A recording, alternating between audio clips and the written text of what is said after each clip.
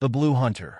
Deep within an ancient forest untouched by time, where sunlight dripped through emerald canopies and silence hummed with life, stood the hunter. Her skin was a radiant shade of blue, an unnatural, beautiful hue that gleamed softly in the twilight. Her eyes, sharper than obsidian, scanned the undergrowth like a predator searching for unseen threats. She moved with practiced grace, dressed in layered leathers dyed to match the forest's muted tones, each strap and stitch designed for utility and silence. Her hair, a dark cascade of indigo, was braided loosely, twigs and feathers woven into its length like badges of honor from past hunts. Her quiver sat snugly on her back, filled with arrows fletched from ethereal feathers that shimmered faintly when light struck them. Her people called her Solwyn, the shadow of the trees. Tonight, she hunted something far more dangerous than any stag or beast prowling the woods. An unnatural disturbance had crept into her territory, disturbing the balance she swore to protect. The forest whispered of it, a shadow that moved where no light dared touch, stealing voices, leaving silence where creatures once sang. Solwyn paused by an ancient oak, placing her palm flat against its gnarled bark. She closed her eyes, listening not with her ears, but with her soul. The tree spoke if one knew how to listen. Their roots carried secrets deeper than words. "It hunts you too," the oak murmured, its voice like wind through hollow bones. Her eyes snapped open. She wasn't alone. A chill rippled through the forest, the air growing heavy as though the trees themselves had stopped breathing. Solwyn nocked an arrow, its tip glowing faintly as the magic etched into it awoke.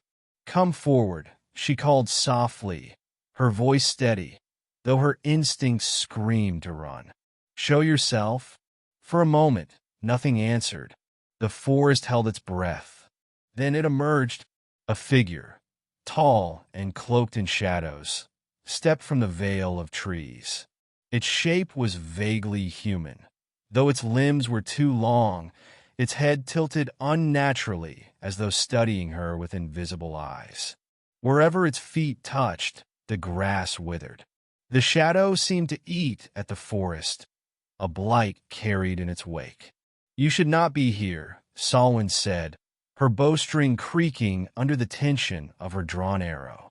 "This is sacred ground." The shadow laughed, a sound that made the trees groan in pain. "You claim to protect this place," it hissed, its voice like dead leaves scraping against stone. "But you are too small, too mortal. The forest belongs to me now, not while I draw breath." The shadow lunged. Solwyn released the arrow. It flew true, blazing through the darkness like a comet and striking the shadow in its center. For a heartbeat, the forest lit with a radiant blue light. The shadow recoiled, shrieking as its form unraveled. But it wasn't enough. Solwyn leapt backward as it surged toward her, its edges pulling together, regaining shape. She knew she couldn't fight this creature alone. She would need the help of the forest itself, the ancient magics that lay dormant in roots and rivers. "Help me," she whispered to the trees, to the wind, to the earth beneath her feet. "Help me stop this." The ground trembled. Vines as thick as her arm erupted from the soil, coiling around the shadow like serpents. Solwyn spun, loosing another enchanted arrow, then another. Each one burned the shadow deeper, its shrieks echoing into nothingness. When the final cry faded, silence fell again. The vines loosened and turned to ash. The shadow was gone. Solwyn knelt where it had stood, pressing her hand to the wounded earth. "Forgive me," she whispered. "I will heal this place." The trees whispered their gratitude, their leaves rustling gently in the breeze. The forest would endure, as it always had, but Solwyn knew this would not be the last battle. Darkness always found a way in.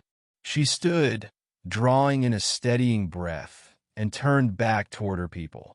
The hunt was over, for now, but the blue-skinned hunter would always stand guard, for the forest, for her people, and for the ancient balance that held their world together.